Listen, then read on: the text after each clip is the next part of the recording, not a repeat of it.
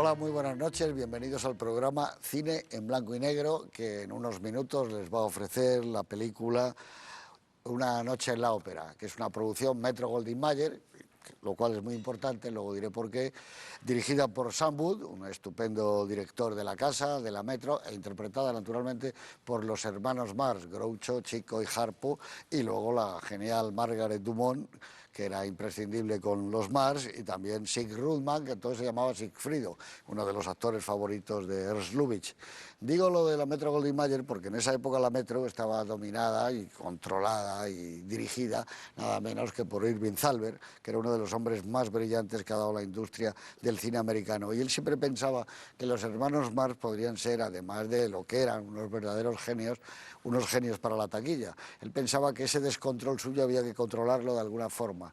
Y no le faltó razón, porque esta es la película más taquillera que tuvieron nunca, y la pena es que se murió Irving Thalberg 2 años después de hacer esta, cuando hicieron la siguiente, Un día en las carreras, porque realmente esa especie de estabilización que necesitaban ellos, esas pausas creadas por medio de la música para que no fuera continuamente esa locura, tuvo un resultado fantástico. Ellos mismos se dieron cuenta, los propios hermanos Marx, y bueno, a partir de ahí la distinción entre las películas que habían hecho para la Paramount o para la Metro fue clave. Evidentemente estamos ante unos verdaderos genios del mundo del espectáculo, de Broadway, del vodevil, de una era del espectáculo como no se ha vuelto a repetir, que llega a su influencia pues hasta Woody Allen, Dean Martin y Jerry Lewis, hasta cualquiera, porque es un humor tan moderno, es un humor tan destructivo por otro lado, pero tan actual siempre, que bueno, que ha hecho que cuando veamos ahora la película pues va a ser muy difícil que no soltemos la carcajada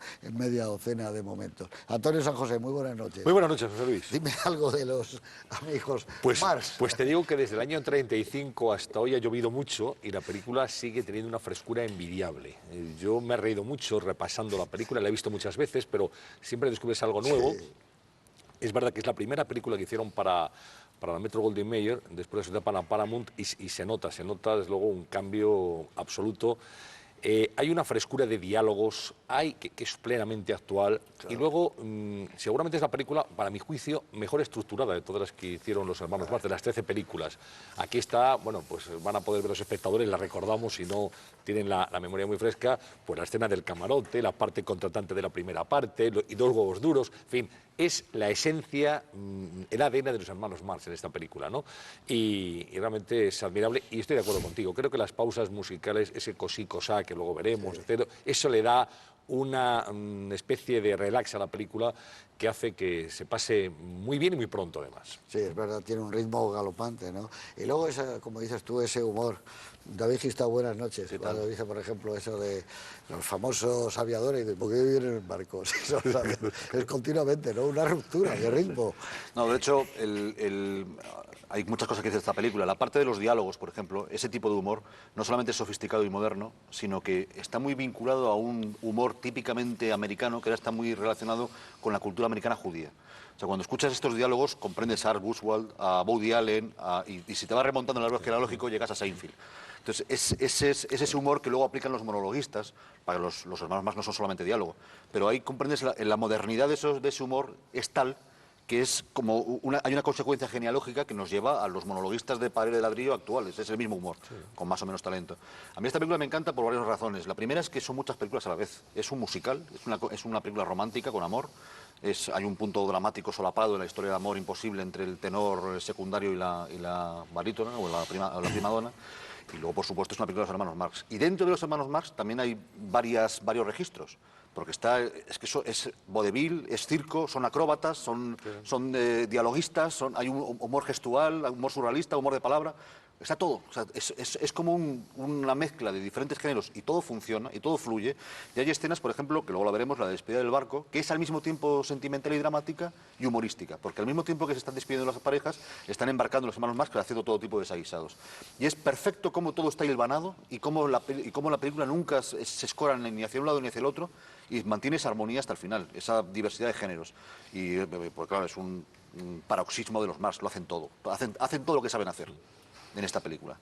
Muy bien, hombre, claro, es que tiene absolutamente de todo. A mí siempre me hacía mucha gracia, don Juan Luis, muy buenas noches. Buenas noches. Ese gag cuando dice, ¿por qué hay 4 cubiertos en la mesa? Y dice, bueno, la mesa también tiene 4 patas, Sí, y no me extraña, ¿no? Esa escena es mítica también, una la cosa cámara. rara. Revisar ahora esta película de los hermanos Marx, que tiene muchísimos años, 70 y tantos años, Es curioso, es que es toda una experiencia, porque es como si se hubiera quedado ahí impresa la energía que tenían estos señores. O sea, eso no pasa, está ahí. Cada vez que la pasas, esa energía vuelve a surgir. En esos diálogos que estábamos hablando, en esa transgresión, porque como los hermanos Marx, hasta ese momento, pues no había aparecido prácticamente nadie en la pantalla, ¿no? Y ese ritmo del que estábamos hablando, absolutamente, bueno, pues brillante, ¿no? Cómo son los diálogos de afilados y de divertidos, y algunos los recordamos todavía. Y es que esta película tiene una de mis secuencias favoritas, con lo que yo más me he reído en el cine, que es con lo del camarote. O sea, lo del camarote es que hasta he contado la gente que entra en ese camarote. 16, y cuando llega, 15. 16, y cuando llega el señor ese tan enorme y le dice, soy el ayudante del plomero, dice, estaba seguro de que usted iba a venir aquí. Pues es que son muy, o sea, aparte de inteligentes, de transgresores, de satíricos con respecto a una serie de asuntos sociales de los que luego hablaremos, es que eran muy salados. Y las cosas son como son. Y por algún sitio ese talento y esa energía tiene que aparecer. Fíjate que la escena del camarote tiene una progresión del absurdo que yo, con tal brillantez, solamente recuerdo que se haya repetido en El Guateque, con Peter Sellers. Sí. Una secuencia que empieza con un solo tipo, que Se puede hacer un giro que, ahí, que se va yendo a la porra, que se va de una forma muy gradual y que termina siendo un caos controlado. Pero cada diálogo mejora al siguiente, porque cuando llega la manicura le dice, ¿cómo quiere las uñas? Y él dice, corta para que hay poco quepamos sitio. mejor. Para Que no estamos faltos de espacio. Vamos mejor. Bueno, pues vamos a ver Una noche en la ópera, creo que se lo van a pasar muy bien. No es de extrañar, vista ahora 70 años, dices tú, o más que tiene la película, que fuera pues la película favorita de los surrealistas, que fuera la película favorita de los que estaban en esa época por el teatro del absurdo, por todas las corrientes más modernas que había. Y hay que batir las palmas también, naturalmente, por Stanley Kaufman, que empezó con ellos desde el principio, y Morris Riskin, porque son dialoguistas que habían trabajado con los Marx durante su época del vodevil, cuando hacían los Coconauts. Pero bueno, y el director, no olvidemos que el director de esta película, Sam Wood, por ejemplo, es el director de Por quién doblan las campanas, y una parte de Lo que el viento se llevó. Es decir, que la Metro puso lo mejor que tenía, y tenía mucho al servicio de estos extraordinarios y geniales cómicos. Con todos ustedes, Una noche en la ópera.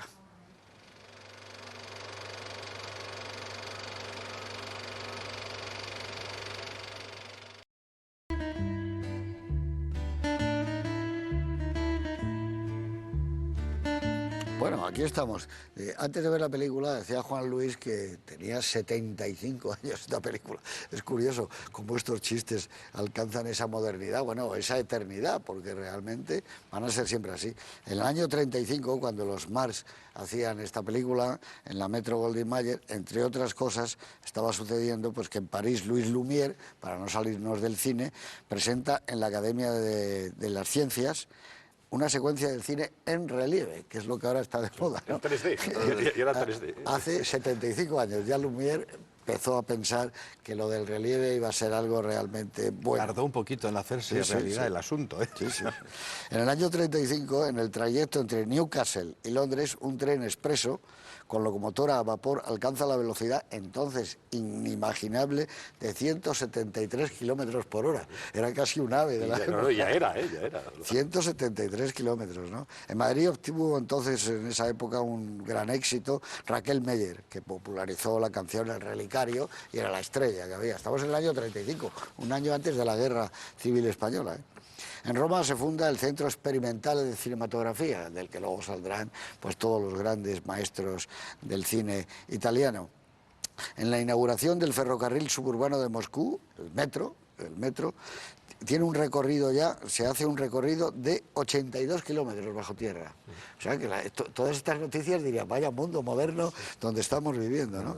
En Estados Unidos se estrena la película de de John Ford, El delator, que es una de las películas suyas de mayor éxito y su primer Oscar, si no recuerdo mal. Ingresa en la Real Academia Española el escritor Pío Baroja, sin duda uno de los más grandes novelistas que hemos tenido nosotros.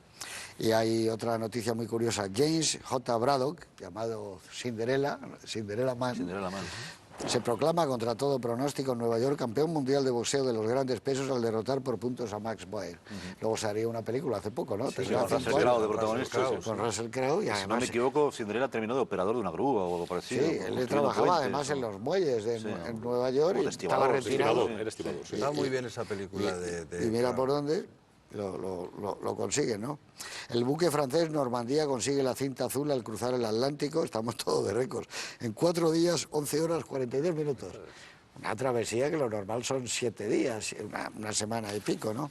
Bueno, pues para terminar, digamos que en Barcelona Federico García Lorca estrena la obra teatral Bodas de Sangre, que está protagonizada por Margarita Xirgu, actriz que luego después de la guerra se va a vivir a Uruguay y en Montevideo es donde hace prácticamente el resto de su carrera. Y este es el año, hace 75 años has dicho, ¿no? Sí. Este es el año en que nace, digamos, que viene muy bien porque era el gran admirador de Groucho Marx, nace Woody Allen, humorista y cineasta, en Brooklyn. Otro eslabón genealógico de ese humor. Aunque sea menos clown Woody Allen, el diálogo, el humor viene de ahí. Pero empiezan igual, Woody Allen también estaba en como salas de monologuista, fiesta, monologuista. Sí, era menos circense, digamos, ¿no? Menos clown, pero... Pero hay algo de los diálogos de Groucho Marx, están también en las películas de Woody Allen, sobre todo en las primeras. Sí, por eso digo que es muy... Y en la serie de Seinfeld, y en los famosos chistes como el que hizo famoso Art Buchwald de morirse es fácil, lo que es difícil es encontrar aparcamiento en Manhattan. Ese humor que es el humor judío americano, arranca, bueno, no arranca con los Marx, pero el de Woody Allen, dice, no solo resiste Dios, sino 30 agujeros un fontanero. Por eso, ese es humor, lo dramático que seguida cae en lo frío. ¿No? Que los diálogos es lo que quizá más llama la atención de esta película y es un monumento al absurdo. Sí, claro. Es un monumento al absurdo en todos los sentidos. Y bueno, es el torrente de ingenio que hay, porque no da pausa realmente. Vas viendo y dices, si fueras a apuntar las frases, es que es una y otra y otra y otra, y al final te saldrían 10 o 15 folios, si fueran un son teatro, todas buenísimas. Antonio, si se pusieran un teatro, habría que marcar muy bien cuándo calla o sea, cuándo vuelve a entrar el siguiente personaje para que el público se pueda reír. Porque desde la primera escena... a mí no me daba tiempo. La primera escena del restaurante, cuando dice, bueno, pero usted me ha dejado aquí, sí, pero ella, todo me recordaba a usted en ella. Usted no me recuerda a usted. Y luego la cuenta, qué caro es, yo que usted no la pagaría. Claro, esa es la tienda de la película. Es vertiginoso. ¿Sabes lo que yo me pregunto? Y os lo pregunto en realidad, es si con la traducción se pierden dobles sentidos. Porque hay frases que en las traducidas no parecen tan redondas, y cada vez que con unos grandes dialoguistas viendo una película americana me ha pasado que una frase me parece más vacía que los otros, es porque se perdió la traducción. Siempre, yo tengo la teoría de que siempre se pierde. O sea, ahora mismo estás viendo algunas series cómicas que están muy bien, por ejemplo, esta de Modern Family, que es una serie que está muy bien, y la ves en original y justo cuando la ves doblada se pierde una cantidad de dobles sentidos, de frases ingeniosas, muy bien construidas, muy certeras, ¿no? Que a la hora de traducirlas y a la hora de Harpo es el único que no pierde la traducción. No, eso no pierde. Esta, por cierto, José Luis, es la primera película sin cepo. Sí, claro. Sí, es la primera. Lo cambian por Alan Jones. Por un galán. También, y él se dedica a ser representante. Sobre todo en la última parte de la película, Alan Jones hace del cuarto hermano Marx. Claro, es él. Sí, además se integra muy bien, curiosamente, ¿no? Porque él vio que no tenía mucho juego, porque decía poco carisma también. Y Harpo lo que sabía que no tenía gracia al hablar, y fue cada vez hablando menos hasta que decidió, iba en un taxi y robó la bocina del taxi y dijo, ya no hablo más. Pero lo que es curioso, que no ha trascendido mucho, es que eran grandes intelectuales. Estos formaban parte del círculo del Algonquin, de la tabla redonda. O sea, que eran toda la crema de Dorothy Parker, de Walcott, toda la crema de Nueva York. Ellos cambian el teatro. A mí lo que sí me gusta de ellos, que es maravilloso, es que esa edad de oro que siempre has soñado, como era Broadway en los años 20 y 30, en donde estaba llena de gángsters, bueno, era una maravilla. Sífilis, las chicas aquellas que salían desde allí, pues todas las grandes estrellas, Barbara Stanwyck, Paulette Goddard, ese mundo ellos lo han representado muy bien, porque en esos shows que ellos hacían salía como la alegría que tenía esa especie de de limitación de Nueva York y de Manhattan, que era Broadway. Y era el talento a raudales que había entre los tipos que escribían. Irving Berlin hizo Los Coconautas, que era la primera de ellas, toda una gente, y ellos, claro, se encontraban como peces en el agua porque tenían tanto talento que lo asumían y lo reflejaban luego de una manera asombrosa. Aquí cualquier escena está sacada al máximo el jugo que tiene, ¿no? Decías tú antes que era la primera película que hicieron con la Metro-Goldwyn-Mayer, pero ¿por qué dejaron la Paramount? Porque no lo he encontrado este dato. Lo único que contaban es que se llevaban muy mal con los... Y yo creo que hay campos a los que no se le pueden poner puertas. Y uno de ellos son los hermanos Marx. En este libro que se llama La gruchofilia, ellos sabían que el chico maravilla, como le llamaban, Wonder Boy, le llamaban a Irving Thalberg, que debía de tener...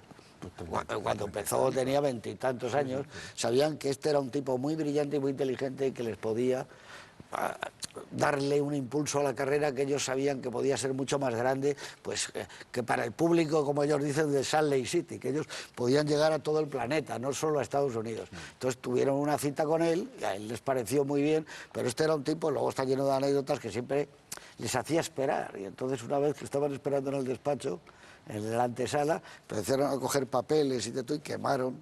Empezó a salir humo y este abrió la puerta y le dijo, hombre, ya era hora de que no recibiera. Hombre, es una buena idea, mira. Sí, eso es verdad, no es mitología. Y estando una vez en el despacho con él discutiendo la película, él se ausentó por trabajo a otro despacho y le quemaron el despacho, en la chimenea, los muebles, las mesas. Y luego se desnudaron, se pusieron desnudos. Y este entró y dijo, bueno, estos son algo mucho más grande de lo que yo suponía. Entonces dijo, pues vamos a ver cómo encauzamos el talento de ellos, pero para que haya, como dice David, una historia de amor, para meter una película. A ver cómo lo hacemos. Un argumento armado. Claro, y el éxito fue arrollador. Además, esta película lo que hace muy bien, lo has mencionado antes, lo que hace muy bien es darnos de vez en cuando una pequeña tregua de los hermanos Marx, para que descansemos. Si no es imposible. Entonces te mete un número musical, una coreografía como la de la cubierta del barco. Que no está nada mal esa coreografía. No, está muy bien. No está nada mal. Está muy bien realizada y está muy bien, está bien hecha. Está muy bien dirigida, además. Hombre, claro, pero...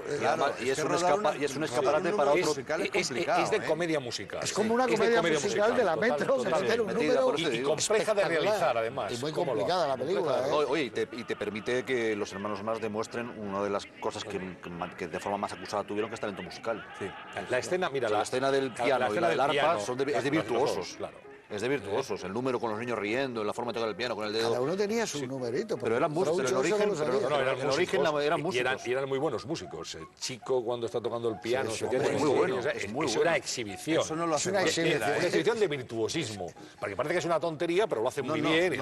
Ponerle comedia a tocar el piano es muy difícil. Y luego Arpo, que toca el piano, ya es otra... Sí, con las manos flojas. Y luego el arpa. Y luego el arpa. Y dice, bueno, es que ha sido un gran... Yo me acuerdo que en esa época, cuando era chaval, a los chicos les decía, joder, ya está pesado este. Venga, hombre, no, que siga el barullo. Pero es que es normal, porque si no a la media hora tuvieras cansado. No puede estar una hora y media así. Claro, tuvieras cansado. Y mira que el argumento de la historia de amor que se llama David es manifiestamente previsible. Sabes perfectamente cómo va a acabar desde el minuto uno.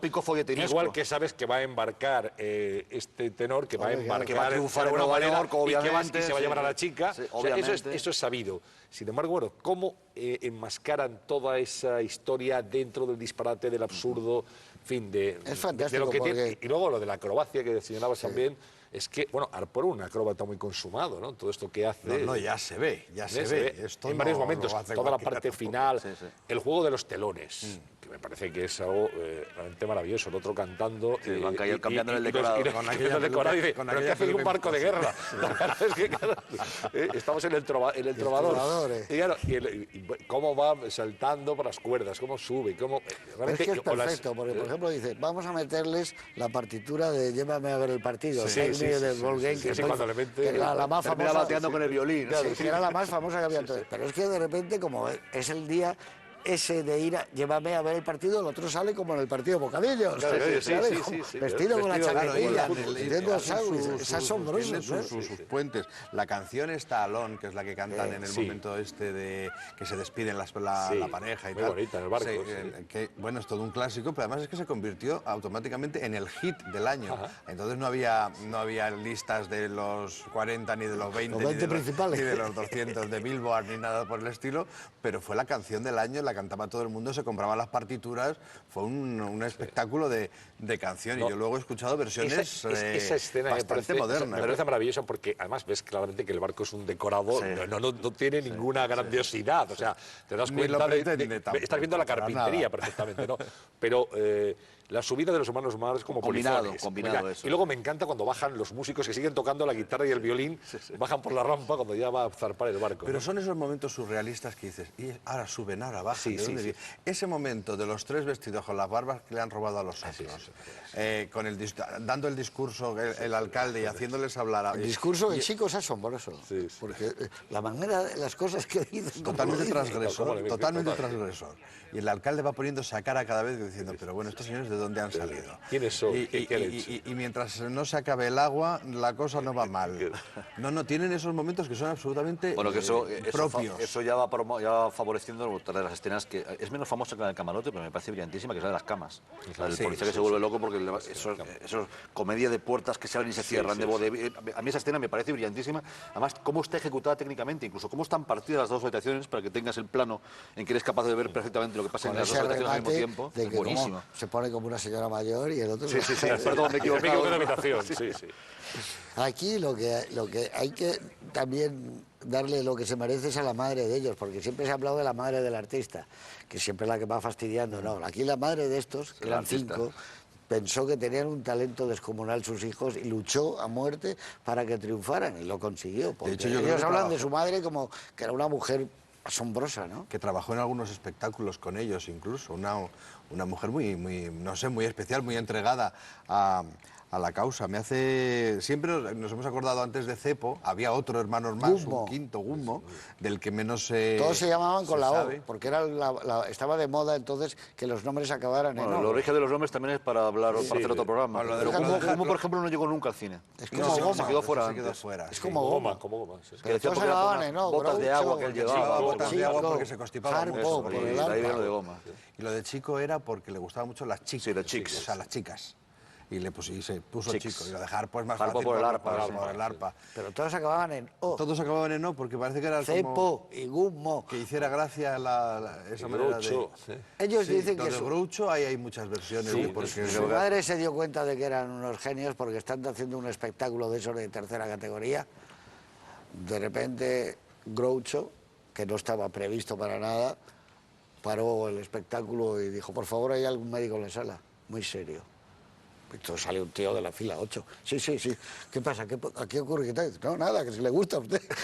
que si le gusta al médico. Todo lo de, me sigue, sí. Pues deja de seguirme que llama a la policía.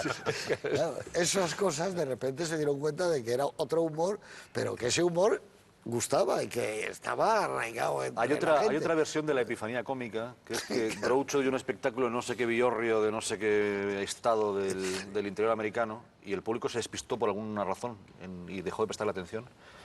Y él, enfadado con el público, les soltó un parlamento de cabreo, llamándoles cucarachas y no sé qué cosas más, y la gente empezó a reír. O sea, fue como un monólogo improvisado, porque no era un monólogo, era una bronca que estaba echando a su propio público. Para haberse matado. Y resultó gracioso. Y el tipo descubrió en ese momento la capacidad que Son tenía de ustedes hacer reír. unos miserables. Sí, ¿cómo se les ocurre no prestar lo que fuera, lo que dijera, que no lo sé? Pero la gente se rió. Sí, quizá, tú hablabas antes de si perdía o no perdía en la traducción, que seguramente hay muchos dobles sentidos que se quedan por el camino, pero yo quería señalar, y tú eso lo conoces bien, José Luis, el doblaje. Porque el doblaje, sobre todo del personaje de Groucho, es admirable. Y cómo esa velocidad endiablada cuando están hablando de los contratos y la parte contratante de la primera parte, el tono, eso que ha quedado en la memoria. Vicente Bañó era el que doblaba a Groucho. Pues un enorme profesional. Realmente meritorio. Es un doblaje Metro Goldwyn Mayer este. Es muy difícil. Metro Barcelona. Metro Barcelona. Sale muchas voces, por ejemplo, la voz de Ashley de Lo que el viento se llevó, están muchas voces aquí metidas. Pero habría que hablar del personaje de Margaret Dumont, que yo os adoraba. Es que es fantástica esa mujer, es las cosas. No, dice que él está, eso que es maravilloso cuando él dice, yo lo mío no era por dinero, porque yo solo creía que tenía 7 millones. El último millón, el octavo no. Cuando le retira la proposición de matrimonio a ella y al otro, dice, usted también. ¿Considera usted retirado, ¿no? Mario Dumont participó en 7 de las 13 películas de los hermanos Marx. Realmente es un personaje muy adosado a los Marx y está... Decían que era Groucho decía que era el quinto Marx, no sé si era porque, claro, como no había estado, pues era ella la quinta. Es una actriz que en todas las películas hace el mismo papel, pero si lo hace, pues lo borda y ya está, y tampoco es un buen contrapunto, es un contrapunto sobrio al Y Sigurd Bergman, que es el empresario, era el actor favorito de Lubitsch. Es el que trabaja en todas las películas de Lubitsch, ¿no? Y está fenomenal. Y bueno, es uno de los 3 de la película de los 3 tipos que van en... ¿Cómo se llama? La de Greta Garbo. Sí, Ninotchka. En Ninotchka, son uno de los 3 emisarios. Siempre trabajaba en eso, ¿no? En todas las películas. Bueno, ese porte como germánico, ¿no? Sí. O Sí, muy centroeuropeo, contundente. ¿no? luego lo utilizó Billy Wilder, porque es un actor para eso, y aquí está genial, pero genial, porque siguen como el tempo, nunca están como excesivamente sobreactuados, sino que transmiten una naturalidad enorme. Yo siempre pensé, de los que hemos tenido aquí, que Luis Sánchez Pola, hubiera sido un tipo de esos. Sí, es esa Pero corriente de humor. es que Porque los esa diálogos, corriente es de típico están también alimentados de todo este absurdo de los hermanos Marx. Sí, tiene que ver, quizá lo que más se parece, y algunos monólogos de Gila. Bueno, es que aquí hay una corriente humorística que estaría encarnada en La Codorniz, que es hija o derivado de ese matiz absurdo. Cuando Mingote escribía en piezas de humor en La Codorniz, eran así de absurdas. Era esto. Y yo me imagino que también los Harriel y los Neville, que se fueron a hacer la mili de guionistas en Estados Unidos, algo chuparían también, porque Harriel también estaba muy en ese registro. De lo del absurdo. Hay un plano que es maravilloso, ya os adelanto, es uno de los que ahí me gustan, que es cuando mira por el ojo de buey del camarote y están dormidos los 3 en la misma cama con la barba fuera. Y de repente levanta y sale una mariposa. Pues es un momento asombroso. Intenta con las Intenta saludarla con las tijeras. Efectivamente, porque anda, mira. Es un momento asombroso. ¿Y esto? ¿Y de dónde sale esto? Y además ahí ya sabes lo que va a ocurrir. Sabes perfectamente lo que va a De ocurrir. los 3 hermanos en la cama, durmiendo los 3 boca arriba, con esas... Las barras cuidadosamente por encima fuera. de la sábana. Totalmente, o sea, todo colocadito, perfecto. Y dices, hombre, por Dios, qué curioso y qué cuidadosos eran para muchas de sus puestas en escena. Ese momento ¿no? también es surrealista, cuando él se escapa de la sala del camarote de detención, que es como se llama. ¿no? Se acuerda que le sube y le baja la polea. Y como las poleas y sube y baja, es un poco también, se enlaza con el final, con las acrobacias en el teatro. Que además les da igual no ser... Mira, antes hablabas del barco, que se notaba mucho que era un decorado. Sí, pero en esa escena el barco está parado. Porque en un transatlántico tú caes al agua y obviamente te quedas atrás, pero aquí está parado. Pero da igual. Como un estanque. No les importa eso. Hoy en día eso sería inconcebible, David, porque, bueno, habría un productor que esto aquí exige tiene que veracidad, ver, sí. claro. Allí no, se trata da de igual, jugar, sí, es un pretexto para montar el andamiaje del registro. absurdo. Estaban en otra cosa. Pero ahora que dices lo de un productor de ahora, le estaba yo comentando a José Luis antes, que la biografía de Harpo, que se editó en 1961, él murió en el 64, se ha reeditado ahora y ha sido el libro de las pasadas Navidades. O sea, ha habido durante varias semanas, no se encontraba. Y yo le preguntaba, no lo conseguí, o sea, no lo he leído. Le preguntaba a la señorita que atendía la librería, digo, ¿pero esto quién lo está comprando? Dice, pues gente muy joven. Esto me llama a mí mucho la atención. A mí no. Que de pronto, no, entiéndeme, que parece que los hermanos Marx, 75 años de estas películas... Pero no están avejentados. Pues, el humor no está avejentado. Pero qué bien se ha podido llegar a ellos esa energía y ese significado. Yo tengo de en los casa dos hermanos libros Marx para tener esta curiosidad. Porque Groucho tiene escritura, Groucho escribe bien. Sí. Hay 2 libros suyos que tengo en casa que me parece... Uno es una antología de su correspondencia y el otro es uno que se llama Memorias de un amante sarnoso. Sí, Y son libros muy graciosos. tanto las cartas como el libro, hay buena escritura, son muy graciosos. Es como leer a cualquier admirable humorista actual. Cuando hablamos de talento, es que estamos hablando de talento para la escritura, talento para la música, talento para el circo, para el dentro de lo vodevil, que era la intelectualidad de la época, físico, del Hotel Algonquin. Actuaban, cantaban, bailaban... Se subieron a un trapecio. Hacían todo lo que hiciera falta. Y es la aparición de Harpo, vestido, caracterizado como en la ópera, el trabajo, payaso, sí. payaso, es la aparición de un clown. Se está presentando como clown, como payaso. De hecho, de los 3 hermanos, igual que Groucho, a pesar de su forma de caminar, es el más dialogado, Harpo es el más clown. Sobre todo la primera parte de la película, que hay una secuencia que se desarrolla en el camerino del tenor imposible Gasparri, me parece. Gasparri.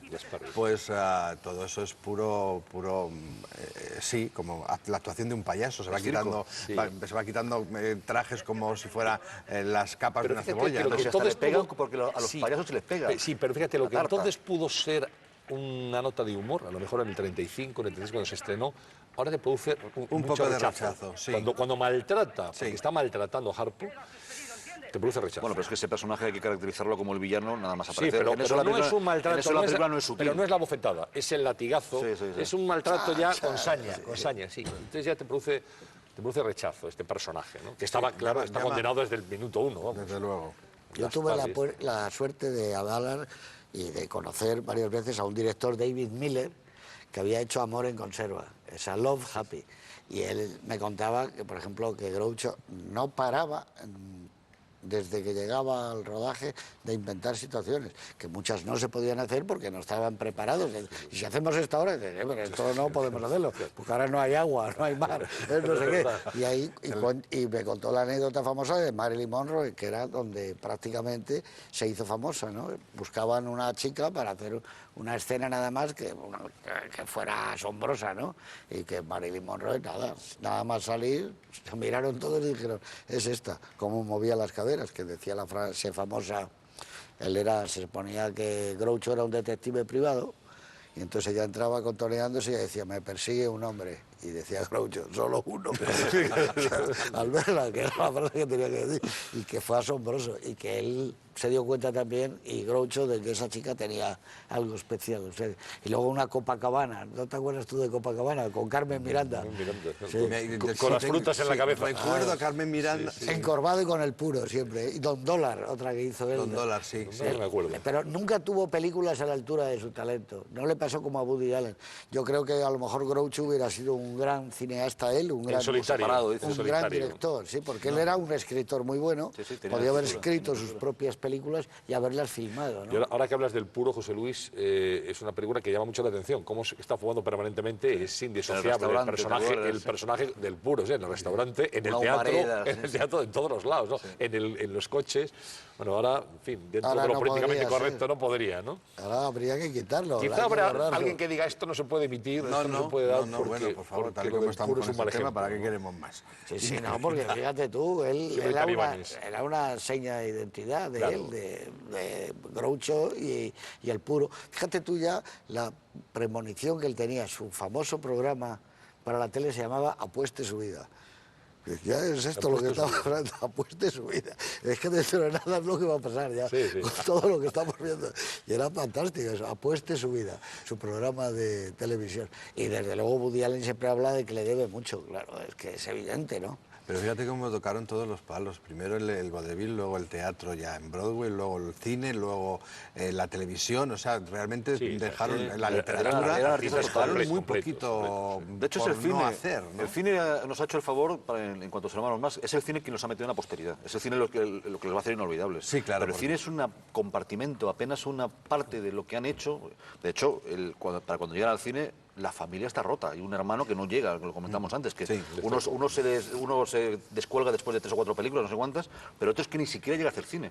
Los demás no nacen con el cine, vienen ya muy rodados como familia artística Del desde antes. vodevil, claro. El cine no nos da De el los poder verlos escenarios. todavía hoy. ¿Os acordáis cuando se decía en broma, no, yo soy marxista, pero del sector sí, Groucho? sí, Bien, sí. pues es que ahora han pasado los años y la influencia de los Marx es tan grande como la de Marx, porque la influencia ha sido enorme en la cultura, Todo, en todo. el humor. O sea que el marxismo de los hermanos Marx La huella es de los decisivo. hermanos Marx, José Es Luis, tremendo. continúa vigente todavía y se nota en muchas Bueno, producciones, hay en muchos muchas guionistas series. que les encantaría Sí, llegar a ese es que punto. Es era- que no es fácil. el nivel era altísimo. Es que hay que analizarlo con detenimiento. El nivel que tenían los Marx era altísimo. Luego hay otra cosa que también es importante en su estilo, o me da la impresión a mí, es que se nota que son hijos fronterizos del cine mudo y del cine hablado. Sí, Porque- claro, ellos estaban en la época del mudo. Claro, pero la Los gags, forma de caminar los de Groucho, gags, que es sí, comparable en fama a la de Charlotte, Chaplin, Charlotte, sí. eso es cine mudo. Sí. Esos andares son de cine mudo y todo ese humor gestual procede del ese mudo. movimiento espasmódico que tiene el personaje, ¿no? Es mudo, muy acentuado, ¿no? Entonces es como actores de cine mudo que han conseguido incorporar los diálogos, que se han completado un matiz más de humor a través de los grandes dialoguistas, que eso, hombre, yo lo aprecio mucho, más el diálogo que la parte más circense, a lo mejor por deformación profesional o porque, como decía nuestro compañero, yo soy uno de los que querría ser capaz de escribir en ese nivel. Eso, ¿no? claro. Creo Claro, tú y todos. Que Eso, claro, que esa cosa tan brillante, ¿no? Y tan- Luego, por ejemplo, hay un paralelismo entre Groucho y Woody Allen, que es lo que ocurre precisamente en esta película de Una noche en la ópera, y es que ellos necesitaban alguien con el talento suficiente para encauzar todo ese torrente descontrolado y hacer una película.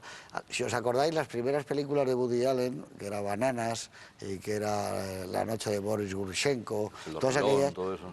estaban bien, pero no eran como películas bien armadas. Y cuando él descubre, haciendo de protagonista su propia obra de Sueños de un seductor, Herbert Ross, que él lo ha dicho luego, descubre como un tío rueda, cómo rueda planos, contraplanos, cómo hace la puesta en escena. Y a partir de ahí, el cine de Woody Allen cambia, empieza a rodar de una manera asombrosa. Manhattan, todas las películas que Y hace desde luego, Annie ¿no? Hall, todo Bueno, Curiosamente pues habrá quien te diga que será el gran cine de Woody Allen, porque Sí, hay gente las que la primeras recarga de películas, estilo sí. y el virtuoso que mueve la cámara en Maridos y Mujeres pero es el que le Manhattan- cansa. Sí, sí. Pero Manhattan es un prodigio y Ana y sus No, no, si hermanas... no lo digo yo, pero Sí, hay no, gente, pero hay me gente que se refiero- queda una noche Sí, Boris que- Grushenko como Woody Allen, que piensa que ese es el cine espontáneo. Sí, pero que es más de barullo. Sí, sí, seguro. En cambio, tú ves Menos ambicioso. Ana y sus hermanas y dices, madre mía, Las que pero... venden muy bien. O Match Point, sí, hay un cineasta ahí. La puesta en escena. Es un Bueno, peliculón. Tú ves las primeras películas de los Mars y ves esta y es otra película. Está Esta tiene- estructurada. pero efectivamente, esta tiene estructura, eso es Claro, lo que decía al es muy principio. Es difícil. la mejor estructurada de todas. Y a partir de ahí es verdad que cambia, hay un estilo de la Metro Goldwyn Mayer. Y la sigues mejor. Sí, claro. sí. La Lo sigue- otro era más puro disparate, le faltaba un poco de planificación y de orden y de y estructura. medida, y de repente Sí, el estaba respeto a la algo y el estirado. ritmo. Y el Un ritmo, esqueleto, un el ritmo. argumental que no lo tenía. Entonces yo creo que lo que le dan estos es esa sensación bueno, un día las carreras, que es la otra que hace, que es muy buena, todas esas películas. Lo que 2 pasa años que, después. Claro, eso, fíjate la responsabilidad del que escribe los diálogos para Groucho. Le tienes que poner perlas continuamente, porque si no te las va a poner él. Enriquecería No también. podía ser fácil. ¿Os hago en otra? cualquier- Perdón. No, te iba a comentar que en cualquier caso, curiosamente, a partir de Una noche en la ópera y Un día en las carreras, las películas van siendo cada vez peores. Y yo creo que es porque también ellos mismos se agotaban de sí mismos, ¿no? Llegaba un momento en el que no... o sea, hacer una película... Tú no podías estrenar una película de Los Hermanos Marx todos los años, No, claro, no porque puedo. se agotaban ellos y agotaba al público. Entonces cada vez las van espaciando más y da la sensación como de que pierden a su público en algún momento determinado. En alguna esquina se les queda gran parte de su público, o incluso llega un momento de cansancio de los personajes, podríamos pensar a lo mejor, ¿no? Bueno, Vamos a ver puede si- ser porque es muy intenso. Pero yo lo que sí me pregunto es en qué medida creéis, igual que os pregunté antes de la traducción, en qué medida creéis que hay improvisación. En los grandes sketches corales donde salen todos los hermanos, ¿en qué medida hay cosas que no estaban previstas por guión, que suceden espontáneamente? Dicen que Groucho improvisaba mucho, pero claro, lo que pasa es que ahora no sabemos qué parte Pero las podía ser grandes, improvisada. las grandes escenas de la película. Están calculadas. Yo creo que Tiene son que estar muy el medida, camarote, la del contrato. Sí, esas, La de las camas. Esa es genial. Esas La del tienen que contrato estar. es genial, cuando van esas cortando... las habían hecho la- incluso antes por provincias, o sea, como dicen Estaban ellos. testadas sí, ya. Sí, Sí. las habían hecho ellos y las habían filmado para ver cómo quedaba. Y ellos sabían cómo tenía que ser la parte contratada de la película. Eso no me gusta. ¿Sabes por qué Porque el suyo es más corto. ¿Sabes por qué pregunto lo de la Firme, improvisación? Porque cuando están cortando el contrato, Sí. yo pensé que a Chico se le había quedado más corto. Exacto. Porque lo había cortado mal. Sí. Y de repente dice, oiga, ¿por qué el mío es más corto? Digo, esto tiene que ser improvisado. Se han dado cuenta de que No, el Tiene papel es toda más la este que el pinta, otro. tiene esa Sí. parte tiene Yo, toda sin la embargo, pinta creo de que ser estaba improvisado. Pero no lo sé. O sea, que lo iba cortando a posta para que le quede más corto. Sí. A mí al ver la película me dio la sensación de que se le da cuenta de que se le queda más pequeño porque lo ha cortado mal e improvisa, oiga, porque el mío es más pequeño que el suyo. Y eso da pie a otro chiste. Y eso que se lo hago repite ahora. 2 veces en la película, el gag ese del... Léalo. Y luego lo del camarote. Léalo. Lo del camarote me parece que es un prodigio de cine. Todo, porque es efectivamente como de un personaje Algo gradual, a sí. 16 personajes ahí dentro, el otro... En tiempo real. Sí, en tiempo real. Es un plano secuencia, Harpo dormido dentro yendo de un lado para otro, van entrando gente y luego el diálogo justo cuando encarga, antes de que entre tanta gente, cuando encarga la cena, y 2 huevos duros, en cocina, ponga 3, y tal. Y todo es un disparate continuo, ¿no? Me parece que eso es uno de los momentos más recordados de la historia del cine. Sí, ¿qué es lo que le dice además? Que se admite propinas, ¿no? Sí, dice, tiene $5 y guárdelos que Guárdelos que lo pueden necesitar. Claro, sí, claro.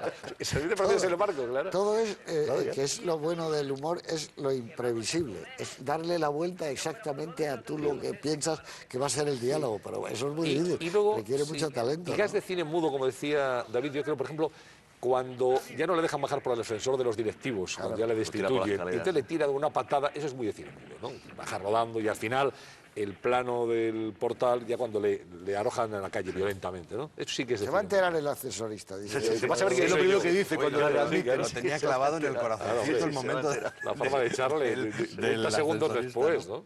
Luego hay una cosa también que es curiosa y que también de alguna manera tiene mucho que ver con la filmografía general de los Marx, que es ese deseo de satirizar siempre la remilgada alta sociedad un poquito hortera, ese deseo de pintar la mona que tenía Margaret Dumont, ¿no? El director de la ópera, los políticos, de reírse los un poco alcaldes, de los sí, alcaldes, sí, de los sí, políticos, esa e cosa narco, ironizar sí, sobre los codiciosos en general, ¿no? Sobre la gente que quiere ser más de lo que claro, es, ¿no? y el dinero, ¿no? Espero que la música acaricie sus oídos tanto como los billetes, estas ya no se acaricia el bolsillo, ¿no? Y claro, como la gente se queda muy sorprendida, es la irreverencia. Son iconoclastas Sí, absolutamente. sí, totalmente Eso yo creo que transgresores. Todo está muy bien cogido, ya Y luego desde que con la- arranca la Con la película. autoridad también siempre tienen problemas los hermanos Marx, en todas sus películas. Este policía de las camas, o sea, no hay un policía inteligente en ninguna película de los hermanos Marx. Esto es así, guste al cuerpo o no guste, pero para los hermanos Había Marx 4 algo camas, ahora había. 3, ahora 2, ahora no hay camas. ¿Sabes que algo acabas de había, ¿no? decir algo que también me parece clave? Digo, por comentar un matiz que a mí me molestó en la película y en general en todo lo de los hermanos Marx. Los personajes contra los cuales ellos hacen humor son siempre demasiado estúpidos y salen demasiado humillados, para mi gusto. Hay un punto de crueldad. El policía es uno. El policía es demasiado estúpido, el alcalde es demasiado estúpido, el Gottlieb es demasiado estúpido, la señora es demasiado... Todo el mundo a su alrededor es mucho más estúpido que ellos. Y salen muy humillados. Y hay momentos en los que te resulta incluso, o al menos a mí, incluso excesivo, incluso Hombre, excesiva la en mofa. el caso de Margaret Dumont a mí sí me crea una cierta compasión, no puedo negarlo. Pero ella ya era una resignada, ¿no? Ya estaba Ya entregada. tenía Esa, cuando empieza ese punto. fulano de tal, y entonces le dice al botones, ¿tú cómo te llamas? Y voy diciendo yo por ahí tu nombre. Es fantástico, eso ya es fantástico. Y luego ya está comiendo con una chica muy guapa. La deja y va... Que luego se queda ahí, en plano, se queda ahí todo el mirando, tiempo sí, mirando. mirando. Le llama mucho la atención, Le no da la- desaparece. le da la cuenta y sigue se queda ahí. mirando. Sí. Y luego ya se vuelve a la otra y dice, vamos a cenar, pues no, yo ya he cenado. Desayunamos. Pues desayunamos. Bueno, ahí hay un chiste, por ejemplo, que tiene que haber perdido con la traducción. Cuando le pregunta a Camilo, ¿tiene usted cochinillo de leche, cerdo de leche? sí, Pues sí, exprímalo. exprímalo. Ahí hay algo que no funciona en ese chiste, por Sí, ejemplo. como... Sí, eso lo entiendo, o sea, que Sí, un sí, lechal. sí, sería un pero- lechal, sería, claro, sí, pero el chiste lechal, no es bueno. Claro. El chiste Ahora, en castellano no es bueno. Tú antes has dicho lo del humor. El humor está basado en si fuera un cóctel, en un 20% en la crueldad. ¿eh? Sí, Todo absolutamente. el General, humor, es muy disolvente, sí. En general y en teniente coronel. O sea que tú fíjate, acabas de citar tú antes, decías...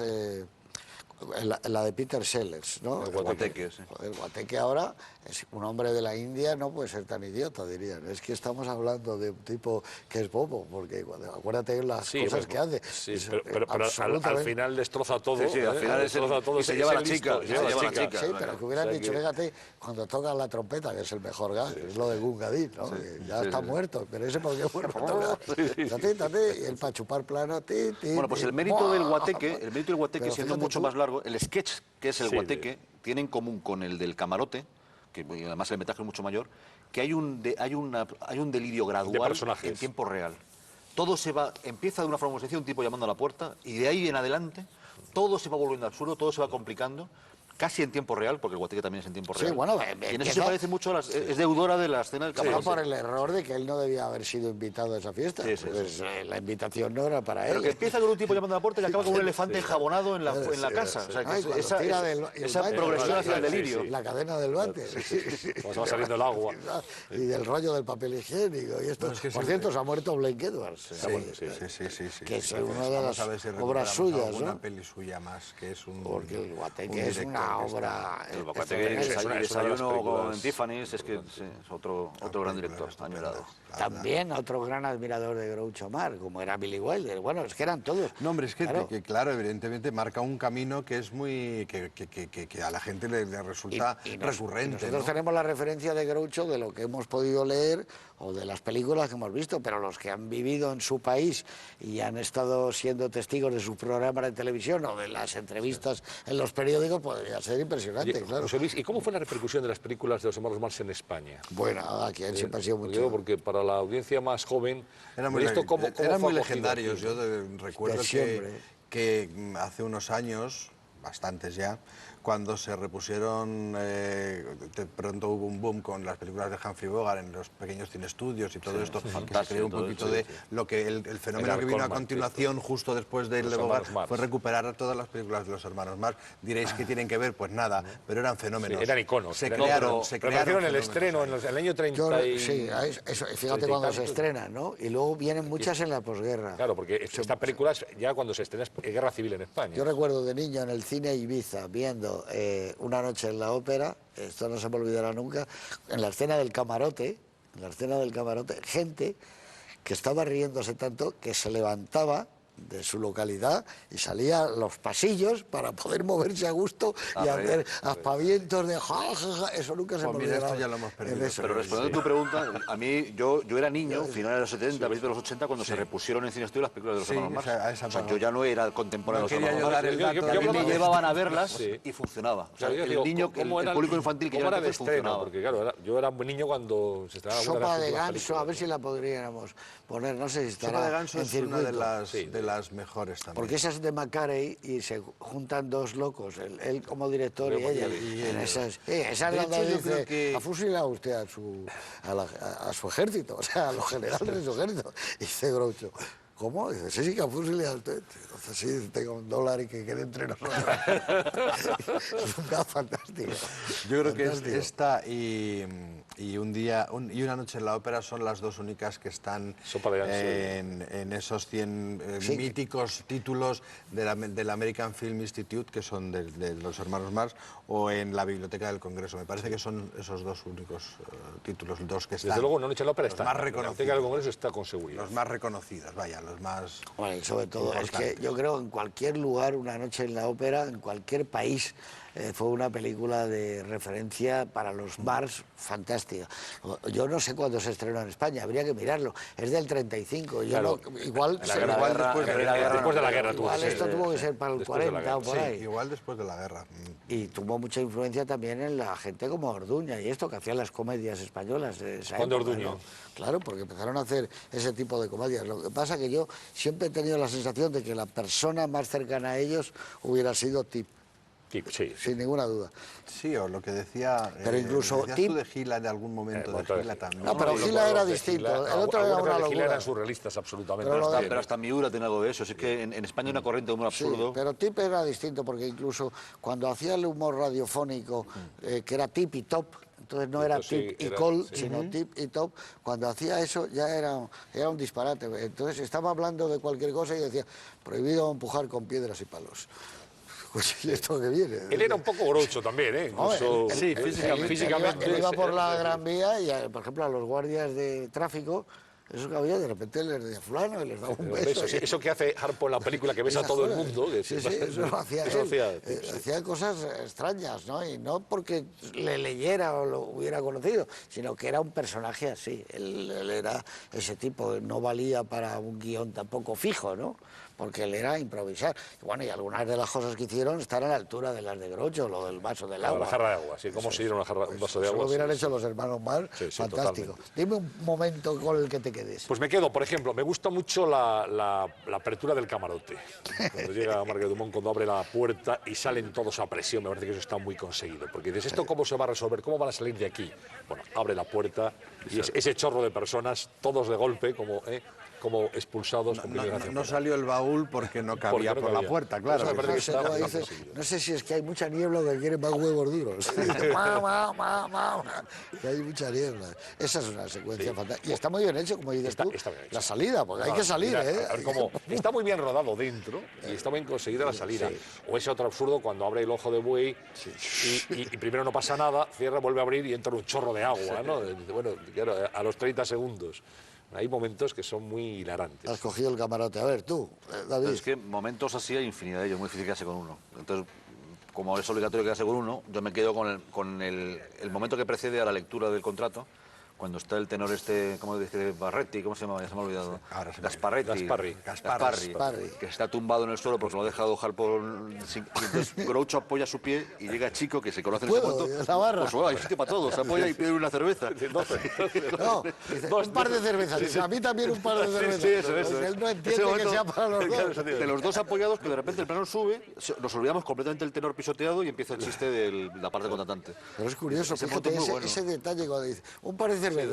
Se Y supone a mí que es para los dos. dice, A mí también un par de ¿no? cervezas. Eso lo podemos utilizar incluso hoy en día, ¿no? Claro, dos cervezas y otras dos. Se dice Claro. mucho lo de y dos huevos duros. Y dos huevos Está en la duros. Eso política. todavía En la se dice. política Se ha quedado en todo el sí, planeta.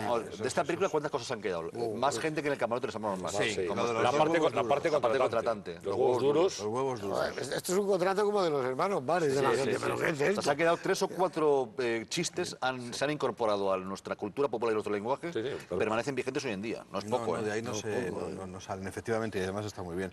Yo A me voy ver, a quedar Juan Luis. con ese momento tan divertido y tan simbólico a la vez, que ya te avanza un poco por dónde va a ir la película, que es cuando son presentados en el restaurante al principio de la película. Groucho presenta al director de la ópera, a Margaret Dumont, señora tal, señor cual, señora tal. Y ahí, con ese gag tan simple, ya se está riendo descaradamente de todo lo que es el convencionalismo social, iba a decir de la época, bueno, y de otras muchas épocas, ¿no? Y de esa hipocresía y de eso que comentábamos antes, de esa horterez que hay en un momento determinado sobre la gente que tiene ganas de ser muy importante socialmente porque tiene un dinerito en el bolsillo. Y luego el gas continúa. Dice, ¿dónde está? Me he perdido. ¿Dónde estaba? Ah, señor Sí, tal, sí, señora sí, cual. sí, Y sí, sigue. hace dos Hay, veces. hay una parte cinematográficamente que es fantástica, que es todo lo del teatro, la parte final. Eso está filmado de maravilla, lleno de gente. Es el fantasma de la ópera. Es un teatro. Sí, de la ópera. Sí, todo, Cómo cuando él suben entra los en el telones y palco, detrás está pasando cosas. Y el palco, cuando él entra en el palco y aparece, y cuando ve que viene el otro, ¿cómo se va del palco? Lo de los telones O cuando está se le salta cae el por las sombrero. tiras, Le dice a uno. Sí, de recuerdo de familia. familia. Sí. Y le va a dar dice, para caramelos. No, todo eso, y además está hecho un decorado entero, que es un teatro. Y toda la parte del foso De de, hecho, los músicos. hay un contraplano del teatro que parece demasiado majestuoso. En un momento me parece que No, pero ese es el de Milán, es la escala. No, al final, en el de Nueva York. Que parece demasiado teatro para lo que luego es, ¿no?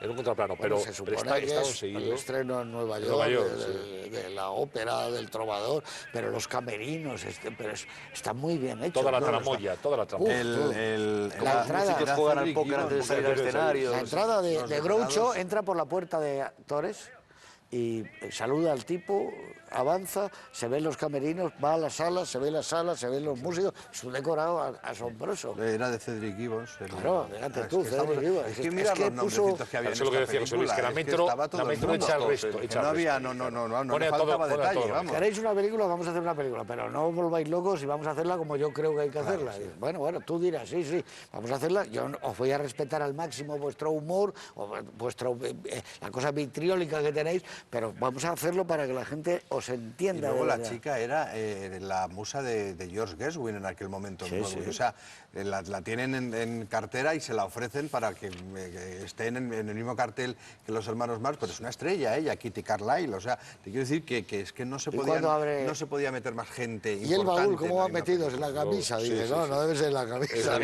¿Cuánto le pagaron por la camisa? Y dice, es servía. Podríamos estar toda la noche. No, pero es que fíjate ese baúl, cómo salen ellos. Y cuando dice Rosa, dice, no, a él le gusta el aire libre, la libertad, estar ahora paseando, porque es incapaz de estar en un sitio cerrado. Está en el baúl. Y está en el baúl. Claro, y cuando va y el apartamento, o sea, el camarote que tiene Margaret Dumont, que es fantástico. Y dice, entonces vendré yo aquí.